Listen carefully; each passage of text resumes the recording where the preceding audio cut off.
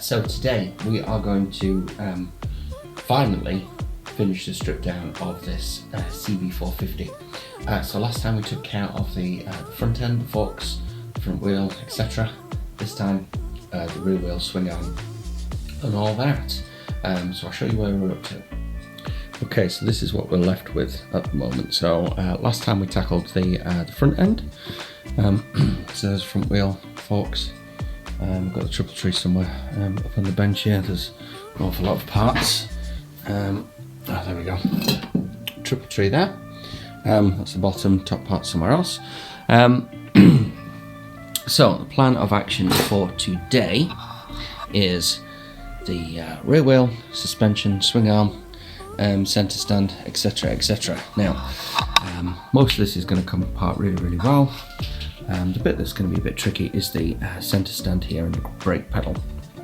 So I don't know whether you can see just in here, but there's a pinion that goes through there that holds those two things on, and that was really bent. I didn't replace it. I kind of forced it back in, so it's going to take some forcing to get back out again. So that's where we're up to. So let's get stuck in. So I'm going to start with taking off the rear wheel. So I've already disconnected the chain from the sprocket. I've already loosened the rear axle. Now I think this is probably 25 or 26 mil socket. I don't have one. I managed to get a 5/16 whip width to fit on there, so that's kind of loosened that off.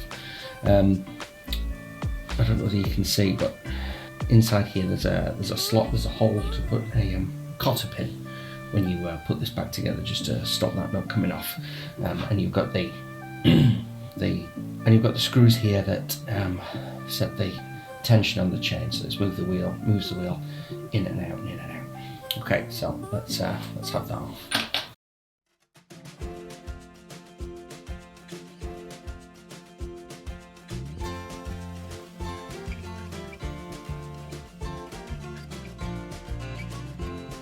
Just down here, what I forgot was the this bar here that I don't know what it's called, but this bar that connects to the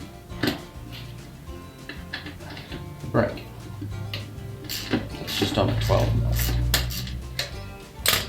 and we've got the brake arm as well, which connects to the end here.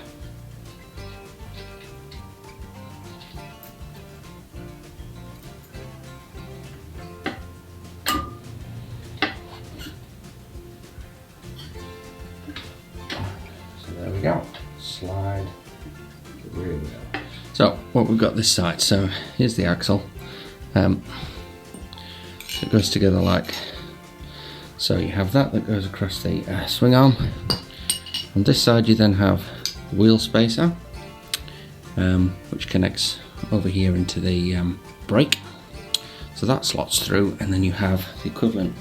So on the opposite side of the wheel you have this spacer which goes inside the wheel.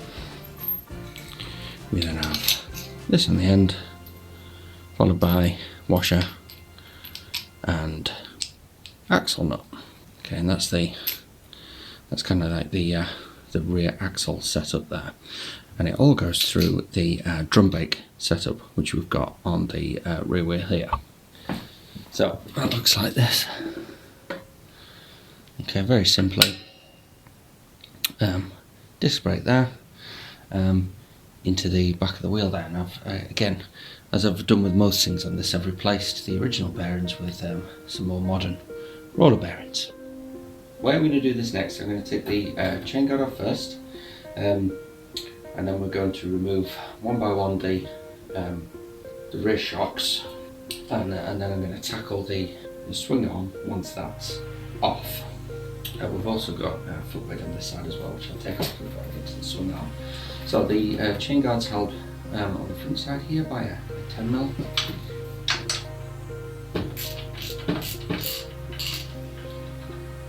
One there, and there's another one just here.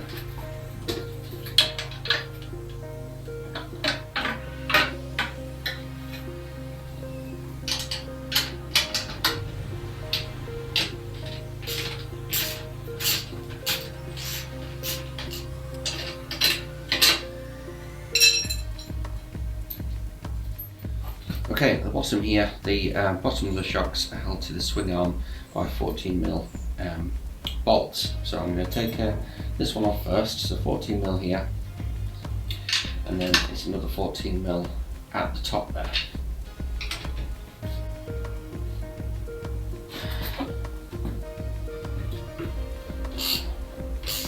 And to note the top, on this side we've also got, I'll show you. On the top here we've also got the handle here for lifting it onto the centre stand. Yeah, so at the top you've got the acorn nut here, and which is held on here with another 10mm. So I'm going to take this one off first.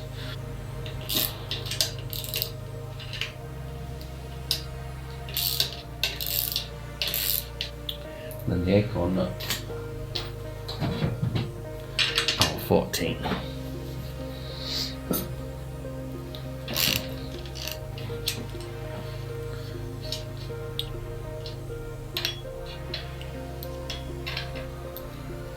Okay. And there is the shock off. Now these are the original shocks. I haven't done anything to them other than give the top part a bit of a polish, which I'll do. When I rode it, it didn't feel too bad. It still felt quite good.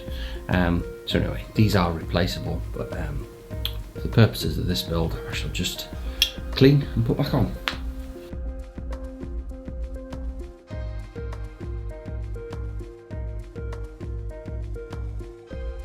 So this one, as you can see, there's a bit of a dent on there. It took a bit of a, I think this was originally on the outside.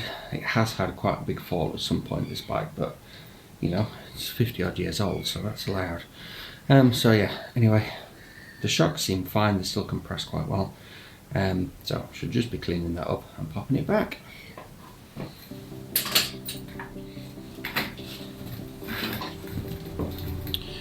Okay, so I'm going to try and tackle the swing arm now.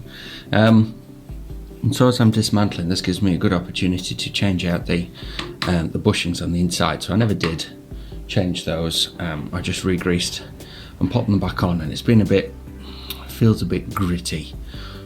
So ideally they need changing. So I'm going to tackle that as well as I go. So the original ones, although the one bashing out, you can buy now brass ones that go inside, which are of better quality. So what I have to do now is remove the swing arm bolt.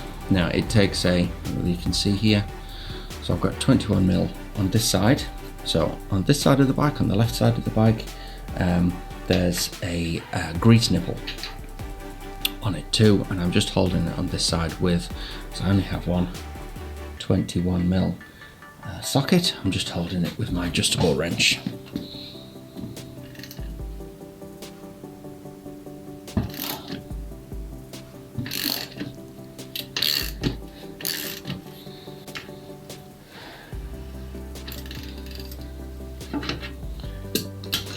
Okay, so this one you put back together is under quite a bit of torque. Anyway, there we go. So bolt off this side. So it should just slide out now. Slide out now to the left, and the swing arm will pop off.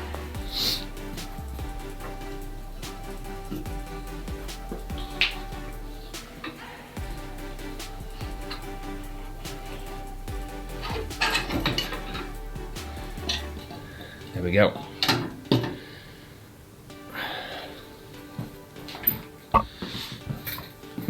So I don't know whether you can see there, but inside of this swing arm bolt, we've got the grease nipple on this side, and with a grease gun you can squirt grease down. It pops out this little hole here and greases up the swing arm. Okay, so obviously always keep a Haynes manual handy. So what we've got then, that thing that just came out, is called the distance collar. So that goes on the inside. You've then got your swinging arm bolt that goes through, and then on each side here you can just see the marks of where they've been sitting. Just at the end here you've then got a bushing that goes either side on the swing arm. these are the things that need replacing. So on the end there we've got a little dust cap, and on the inside just here underneath all this gam is a bushing. Okay, they're not very big, so what I need to do is knock from either side, knock those two things out, and replace those.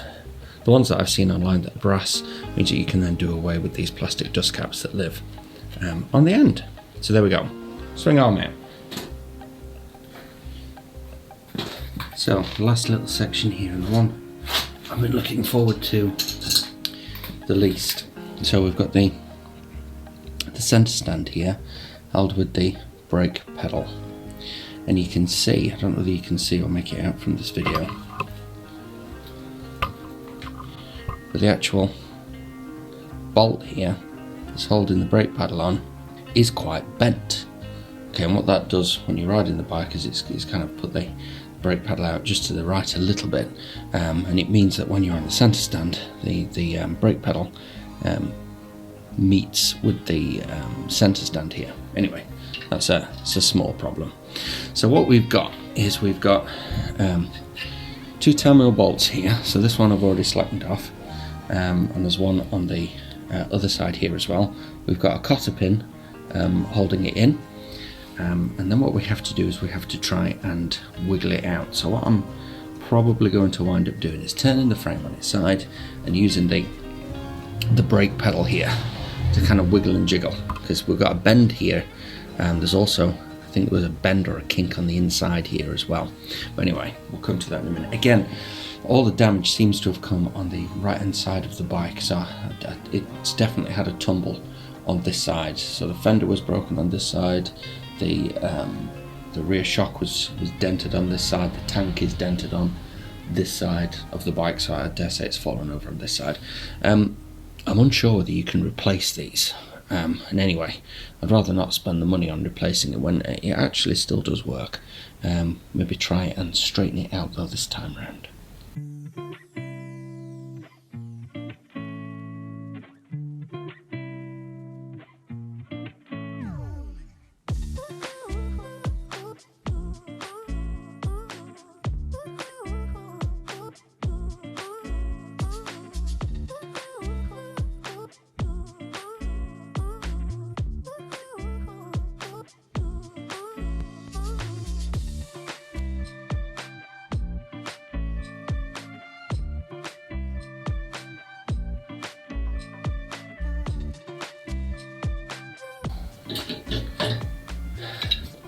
Centre stand and the brake pedal now.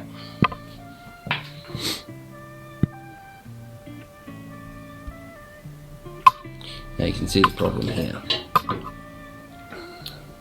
This is on the shaft.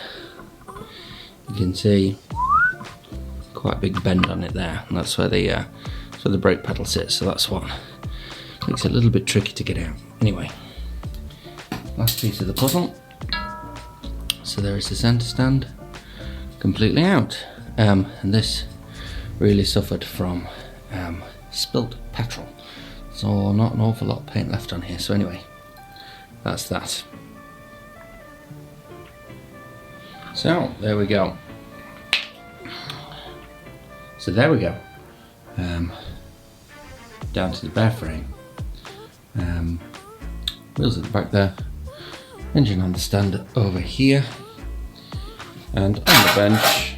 Oops, and on the bench, everything else. Okay, so the garage is a bit of a mess at the minute. So the next task for me is to bag and tag all of this, work out what I'm going to send to powder coat with the frame and the swing arm, etc. You can see I've already made a start. I've got a bag of bits in here, and then starts the fun part of polishing and putting everything back together. So as always, thanks for watching. If you found this useful or entertaining, please give me a big thumbs up. I really appreciate it. Leave a comment or consider subscribing down below. I'll catch you next time. Bye for now.